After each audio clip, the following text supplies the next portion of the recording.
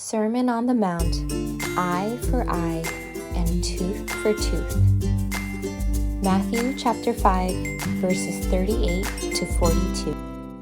Jesus said on the mountain, "You have heard that it was said, but I tell you this."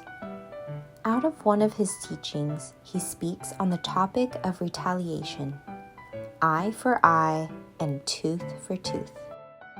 When someone injures another person, what is one to do? This rule can be found in Exodus, Leviticus, and Deuteronomy. Since it was written over and over again in the Bible, it must have been a very important rule at the time. According to this rule, if you hurt someone else's eye, you must pay for it with your own eye. And if you hurt another's tooth, you must pay for it with your own. It can sound like a scary rule. However, thousands of years ago, those in power inflicted heavy punishment for the small wounds they might have received, while being ignorant about inflicting wounds on the weak and the poor. Some even tried to resolve matters with money, but for those people who trusted in money and power while mistreating others, God's law was a startling warning.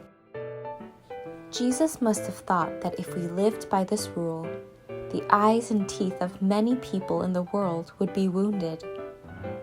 Thus, perhaps he wanted to stop retaliation. Jesus says, "If anyone slaps you on the right cheek, turn to them the other cheek also."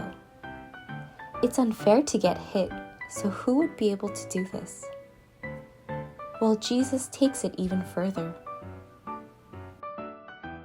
He says, "If anyone wants to sue you and take your shirt, hand over your coat as well." At that time, Israel was very hot during the day and very cold at night. Without a jacket to protect oneself from the scorching sun and from the cold, one's life could be at risk. How could one willingly hand over one's coat in a situation where one's shirt is already taken away? This sounds very challenging to do. But again, Jesus continues. He says, "If anyone forces you to go 1 kilometer, go with them 2 kilometers. What does this mean? At that time, when the Roman soldiers went to war, they often forced villagers to take part in the battle. Being forced to go a few kilometers was as challenging as being involved in a battle that could put one's life at risk. How could this be? At first, turning the other cheek after getting slapped may seem difficult in itself, but Jesus seems to keep making it more and more challenging. He is even asking us to give away our coats after first giving away our shirts, or even risk our lives for others. When Jesus begins his Sermon on the Mount, he tells us that the road to a blessed life is not easy, and we can look to Jesus' life on earth, who endured insults, was stripped of his clothes, and suffered death on the cross. Let us remember that Jesus overcame all of these things.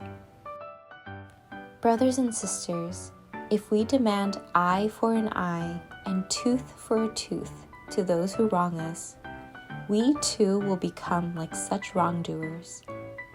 Living a blessed life is not easy.